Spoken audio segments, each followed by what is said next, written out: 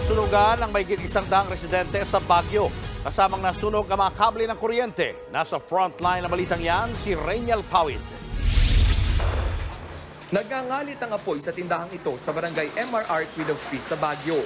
Nahirapan ang mga bumbero na makontrol ang apoy. Mabilis ang pangyayari.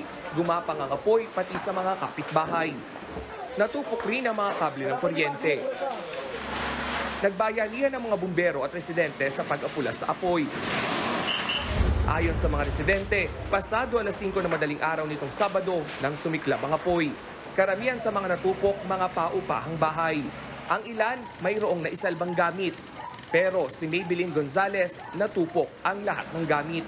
Nagising na lang kami kasi may mga sumisigaw, tapos may, ayun nga yung sa taas namin, nagtatakbuhan. Kaya paglabas namin, nakita namin malaki na yung sunog. Alas 8 ng umaga nang ideklarang fire out ang sunog. Mahigit 100 residente ang apektado, katumbas yan ng 14 na pamilya. Binisita ni Mayor Benjamin Magalong ang mga nasunugan. Nangako siya ng tulong pinansyal sa mga apektadong residente. Nasa 3.5 million pesos sa mga ari-ari ang natupok habang inaalam pa rin ang sanhi ng apoy.